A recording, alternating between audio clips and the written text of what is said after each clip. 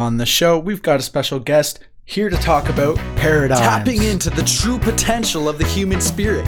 This is Humanity Empowered. This is The Implicit Show.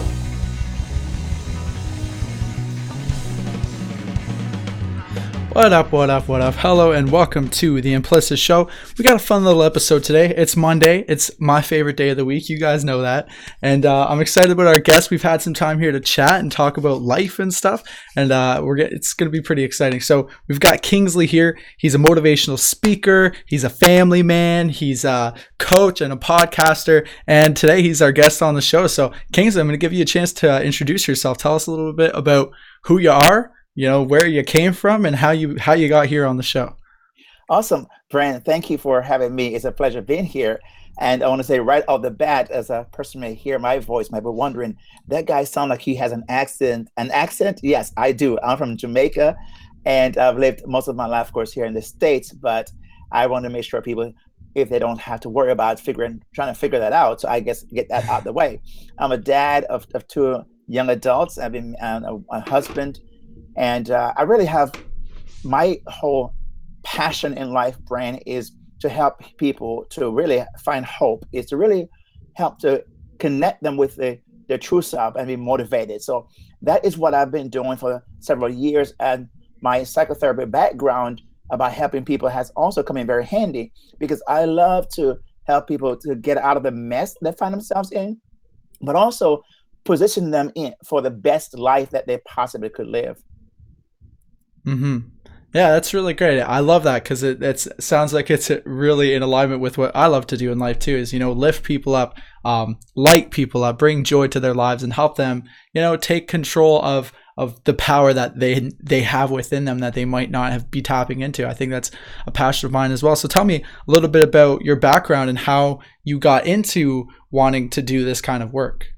Well, I think for me, it's been a very long journey. Because number one, I call myself the middle child of 6 kids, and I have some older siblings and younger siblings. I find myself smack in the middle, and I had to negotiate my way, and of course at times manipulate sometimes my parents or my siblings would say.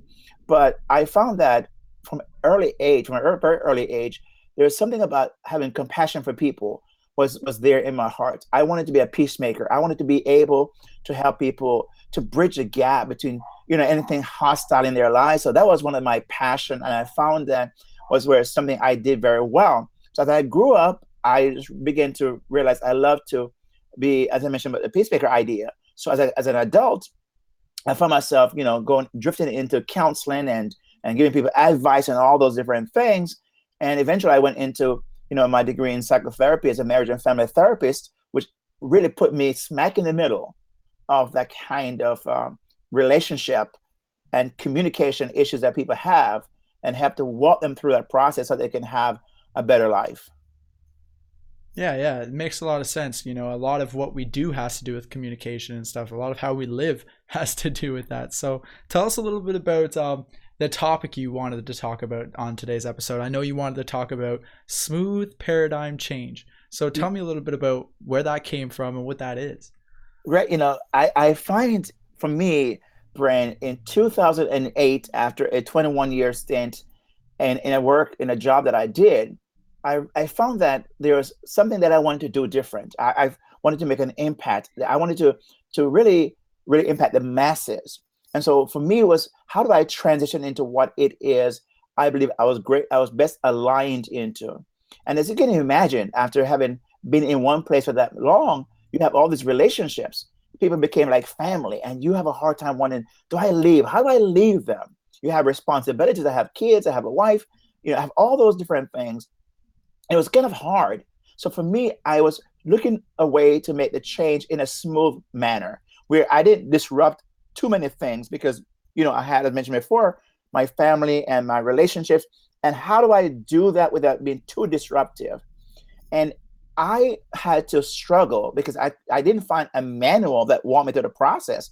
I didn't find a person out there that says, hey, Kingsley, let me take you by the hand and show you. Now, there's a number of things out there on the net. I'm sure I could read, but it would take me forever to figure that out.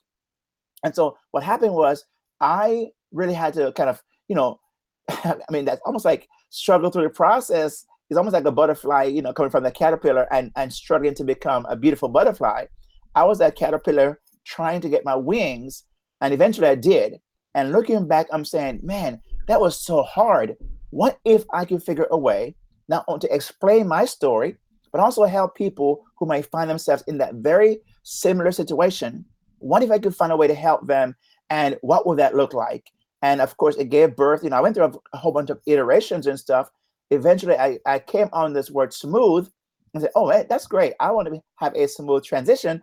What can I do with this word? And the paradigm came together after, maybe a couple of years of working and figuring out what I did. I've kind of landed on this paradigm I call smooth paradigm change. Mm-hmm. Yeah, smooth paradigm change. It makes a lot of sense because I mean, I know when I started making big changes in my life, that was one of the things, one of the first things you notice is this is hard. This isn't going to be Yes. fun, right? And any kind of book, any kind of program, any kind of strategy, any kind of anything that could help you make that transition into the life of your dreams easier, with less difficulty, with less pain and suffering. That's the kind of thing that's for me. So let's hear a little bit about it. Tell me a little bit about the smooth paradigm change. Awesome. I it's so funny because I was trying to explain this way back when people asked me, Kingsley, how did you do it?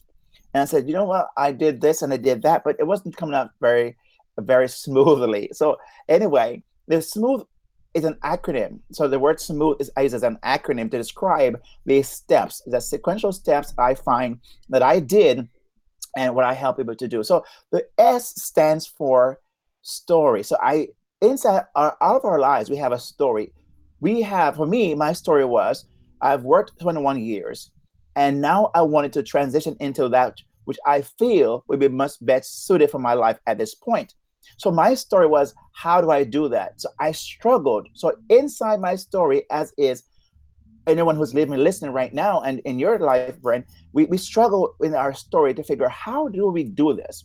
And so if I can really tell you what it is I'm struggling with, I can begin to put that out there.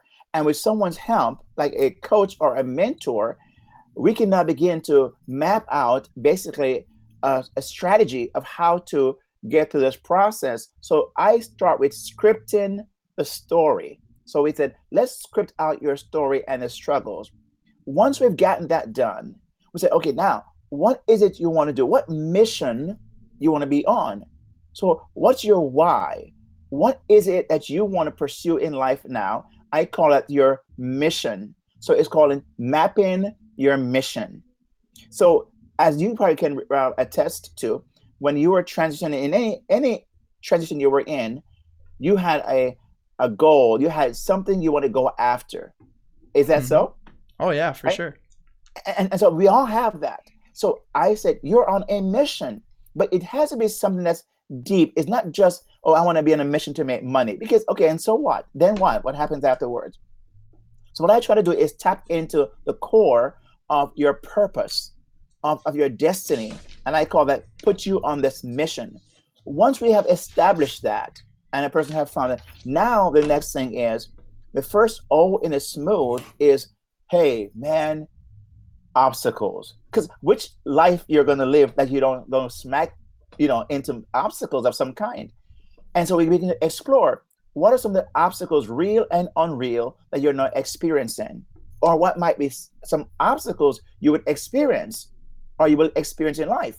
So we kind of also put that out there because what I find is when we look at the obstacles, sometimes they're not really as big as they do look in our head on paper, right? And so what happened is that we are now able to really examine whether they're real obstacles. And if they're real obstacles, what can we do about them? And so we Mm-hmm. look at the objections that may come within the obstacles. So it could be limited beliefs. It could be I'm not qualified. I'm not adequate. Maybe it's a fear. All those things are comprised in the obstacle of the acronym in the O of the smooth paradigm. Then the next O, it happens to be your opportunities. So what opportunity may await you, or what options do you have in front of you? Because I find, Brent, that most times when we're so much in something, we can't see what is out there. It's like the phrase that goes this way: you're so much into the forest, you cannot see the trees that are around you. And have you ever found that people sometimes they're into something so deep they just can't see what others are seeing? Yeah, of course. I mean, that's why we have coaches. That's why we have accountability groups and we have classes and apprentices and teachers, because there's certain things we'll just never see from our point of view. So it's, yeah, I could totally see that. And I could definitely relate to that in my life. Yeah, and that was one of my things as well because I couldn't see the options that were out there. I couldn't see the opportunities until I actually stepped out into where I was in my life. And so what happened is this, that once I am able to then look at the options I have, and again, having someone to help me in the process, then it began to make a difference for me. So once I'm able to identify the options and the opportunities, the next letter is the word T, and the letter T. And T stands for time framed or timeline, meaning that we ask a question: what time are you assigning to what you think is so important to you? If it's so important, what time are you assigning to do the work? What time are you assigning to set aside to really go after your dream or your passion? Really, because people will say, "Oh, I don't have time. I'm so busy in life." I'm saying, well, really, if your life is so busy, you need to probably get rid of some things, because if what it is you want to do, you're so passionate about, or it's eating you up, you need to make time for that. So we try to find what time factors a person could put aside to really go after their dreams. So we examine time, it's 24 hours a day. We all have 24 hours a day. And what I love to do is take the whole 168 hours per week and break that down and look practically at what do you do with your time. And many times we find we waste a lot of time than we actually know we're wasting. But when we kind of put it on paper, we realize, maybe I could find time to go after what I've identified as the options that I could choose. And then the last letter is the word H, which is I call a hole in one, which comes from a golf term. Now, I'm not a golfer, right? But what happened, I was speaking this past week at an event, and I made the very point about how the H is a hole in one. And I was explaining that the first time, Brent, I went on a golf course. Do you golf?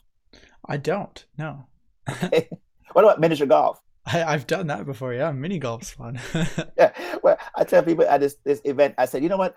I could beat any one of you right now in miniature golf. But you put me on the golf course, man, I suck. So I remember one time I went on the golf course, and I was trying to, this guy was, he loved to play golf. He took me out there, and I'm saying, okay, I'm setting up the swing, and I'm rocking back and forth like I'm a golfer. I see people do the very same. They're rocking back. I have no idea why they're rocking back and forth, but I just thought it was a good thing to do. And I swung, and I looked behind me, and the ball was still right where it was. I mean, I missed that ball by a long shot. But the whole point is that when a person is able to hit that ball and a hole in one is like, what an encouragement. It motivates, it inspires, is an action step. It calls you to say, could I do this again? So what I find is if I can help people to find a quick win, what is a very small thing they could do to have a quick win in life in whatever they're pursuing, the chance is they'll keep on going and do more of that.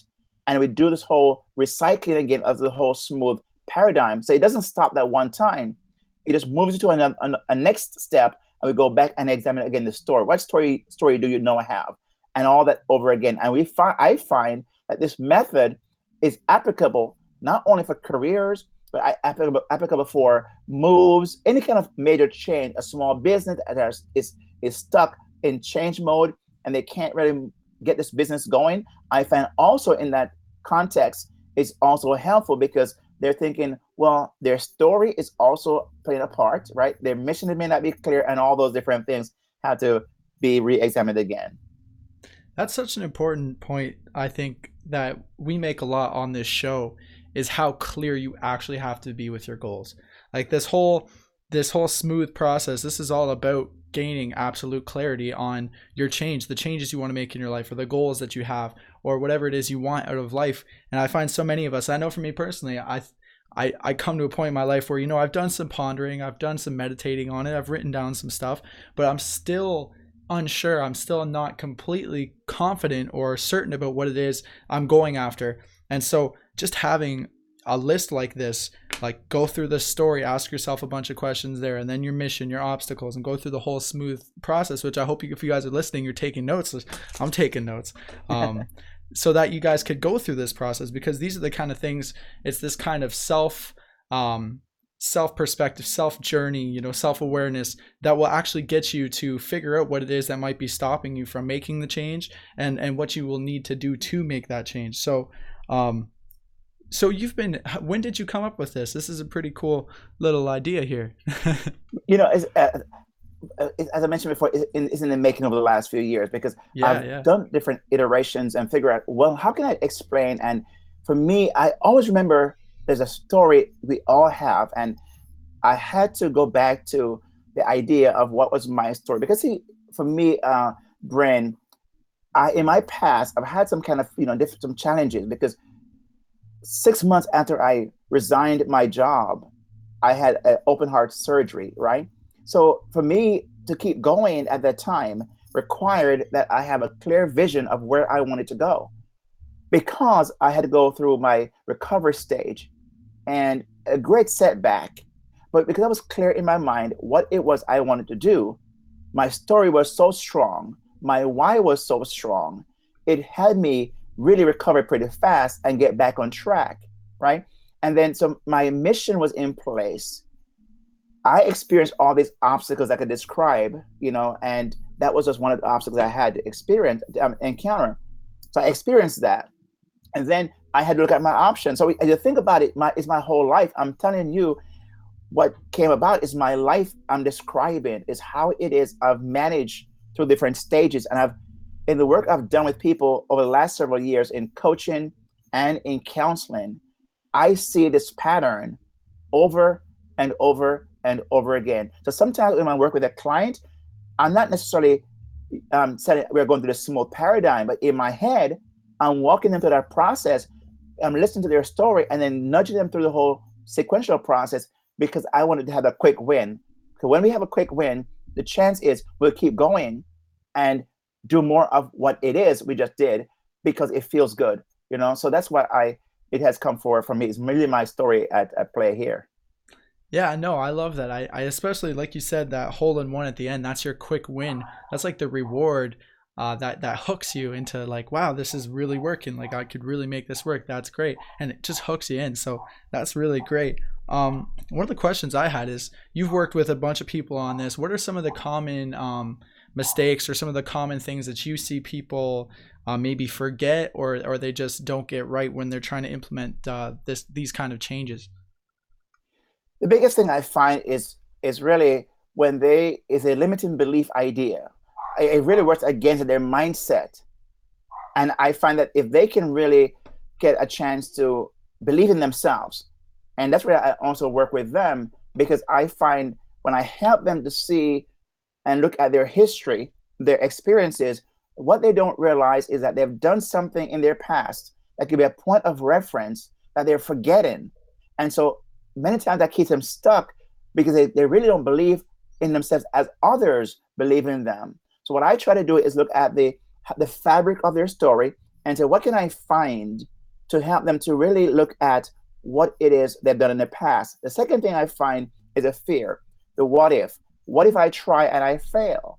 And so I have to also come alongside and say, okay, have you done anything in your life in the past that you've actually thought you would have failed? And how did that work out? And so what's the worst thing can happen?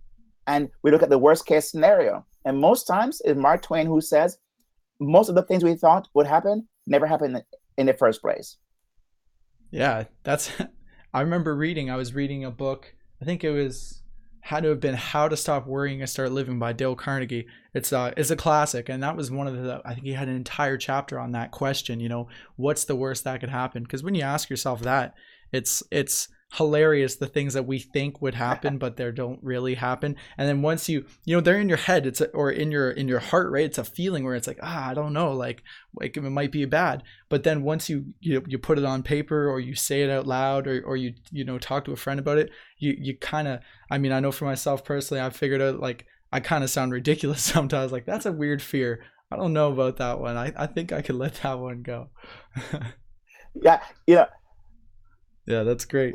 So, I love Jack Canfield's definition of the word fear. Jack Canfield says, and he's the author of the, Chicken Souls and all those different books, mhm, and the 16, I think, essential laws of success. And he talks about the fact that fear is false evidence appearing real, right? And so he talks about the fact that we create this in our minds, these things that really are not necessarily true, right? We create these fantasies in our mind, and we are now afraid of the fantasies we've created. mhm. Yeah, it's true. It's true, guys. False evidence appearing real. Don't fall for the trap. So we're coming kind of. We got about 10 more minutes here. I'd love to know a little bit more about what you're working on in the future. What are some of the projects that you have that you're working on now, or that you have coming up? Some stuff that maybe some of our listeners can get excited about. One thing I'm really focusing on now, Brendan, thanks for asking that, because it's people who are in career transition, and I really putting together a course, because I have a couple of books already out there. One's called the Midlife Launch. I have also an ebook about passion to profit, how to walk 7 steps to walk from your passion to find out what it is you want to do in life and how can you profit from that. And so, people can always go to my website at kingsleygrant.com, and also Smooth Career Change is my podcast. So that's where I kind of put everything out there that I'm working on. And if people follow me on social media at Kingsley Grant, they'll always be updated on what it is that can be helpful to them. Because I'm so much in this idea, Brent, that especially now, our world is changing so fast, and people need to be equipped not only with things that they can use to do, but they have to be equipped mentally.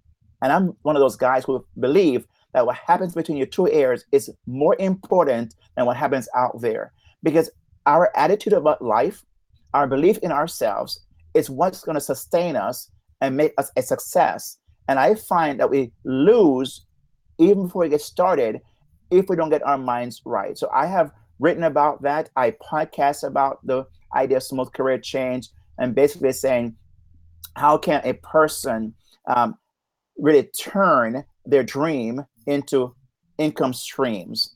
And so I look at their history, their experience, and their expertise, and say, can we make a service or a product from that? And I believe if they can find a way to do that, is turning that dream and idea into an income stream, so that they can have either alongside what they're doing right now something, or it could become their livelihood. Because I find, for me, time freedom is a big thing, and most people want that. So I'm really passionate about helping people to find time freedom, location freedom, and financial freedom. These are the things I'm working on through my write-ins, my podcast, my speaking, my training. That's what I do for the most part. That's great, man. That's great. So definitely go check out Kingsley's social media and his website and his podcast and stuff to get more information on making that smooth career change and stuff. So before we go, I'd love to just do like a quick overview of the whole thing, so that people, repetition is the mother of all skill. That's what I tell Yes, myself this all the time. So let's kind of, even just to do a quick recap of the whole thing, so that people can take notes if you haven't already taken notes. And so that maybe you could, if you have taken notes, you could start to ask yourself, hey, what's my story? What's my mission? What obstacles am I going through? So Kingsley, yeah, let's get a quick recap. definitely. Thanks, Brand, because I think you said so right earlier when you said get someone to work with, because I think an outsider, a mentor, or a coach is really, really helpful here. But in any way, here, the first is S, is script the story. So that's the S. Once you script that, you're going to map the mission. What mission? What's your goals? What is it you want to do? So map the mission. And once you have mapped the mission, you're going to out the obstacle. Meaning you're going to get the obstacles out there, because they are the ones that may be real or unreal. And then begin to examine the obstacles. Are they true obstacles? Are they made up ones? The next one is open the options. So we're going to open up the options that are available to that person. And that's where the opportunities are awaiting you. And then the next one is train the time, meaning train the use of your time to be able to do the things you have set out to do. And the last one is hit the hole in one.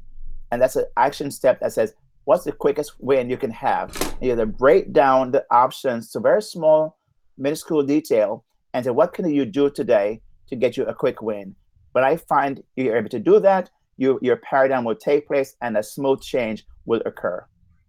Yeah, that's awesome. Actually, I would even encourage people to, if you're going through this process right now, you're scripting out your story, mapping out your mission, outing your obstacles, opening the opportunities, training your timeline, and hitting the hole in one.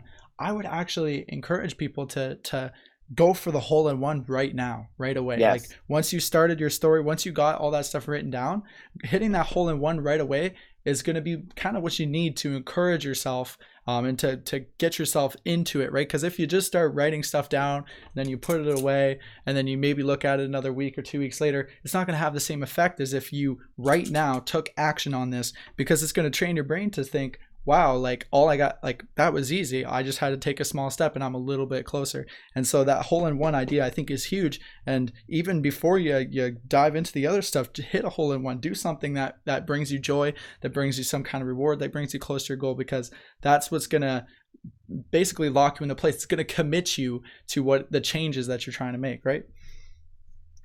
I'm telling you, you did a great job in summarizing. And I love what you just said, Brent, and then thank you for bringing that to the attention of the person listening right now. That you're really going, the whole point of this is not to get bogged down in trying to write the story and all the different things. It's only to get you at least put something down and then go for what's the one thing you could do today to move you in the direction you want to go. That's your holding in one. And then once you get that going, you go back and re-loop and do it all over again.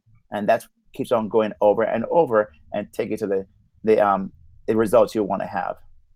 Yeah, totally. And hey, feel free to hit more than one hole in one, Exactly. you know what I mean, per day, because once you get that one hole in one, once you get that one goal finished, or that one step, it gives you momentum to keep going, and then it kind of just takes over itself. If you're persistent with it and you got it going. So hey, Kingsley, I'd like to thank you from my heart for coming on to the show and sharing this. This is definitely something, once we log off here, this is something I'm going to start writing out my story, my mission, my obstacles, and all that. So I hope the listeners got some value from this too. It's really cool. I always love, like I was telling Kingsley, I always love to find just that little edge, that little piece, the little thing that will bring you to that next level, that'll help you improve, that'll help you get a little bit closer to your goals, or closer to the change you want to live, or closer to the dream, the life of your dreams, right? Whatever it is that could get you even a little bit closer. If getting clarity on the smooth paradigm shifting and changes and getting this process down is going to help you even just get a little bit closer, it's definitely worth it. So again, Kingsley, thank you for hopping onto the show today and sharing this with me and our listeners. I think it's going to be some crazy value for everybody if you really dive into this and if you really commit to it. So Kingsley, do you have any final words before we go? Some final words of inspiration, motivation, or transformation? Sure. Brent, I want to say thank you again for the great job you're doing in making this available to so many people to help them to move from where they are. But my final word is simply this, don't just hear, but do. Don't only be a hearer of what we just said, but become a doer. And by being a doer, your success is closer than you can ever even dream. Go out and take action today. Boom. Boom. He said it, guys. He said it. All right. Well, you guys heard it first. If you're listening on iTunes, it'd be amazing if you guys left a review and help get this show to more people, get these strategies out there. Hey, if you guys watched the show and you were in the comments section, we've got Julie Ross. She says, well done, smooth. Bears just tuned in. We had Andrea in here. I swear we had Rachel in here. So many beautiful people. I love hopping onto the show live every week with you guys to hear your comments, get your questions, to engage, to have a little bit of fun. I love speaking with our guests like Kingsley. Thank you so much for tuning in. So yeah, I think that's it. Peace, guys. Let's see the peace sign. Kingsley, give your peace sign. Boom. Yeah. See ya.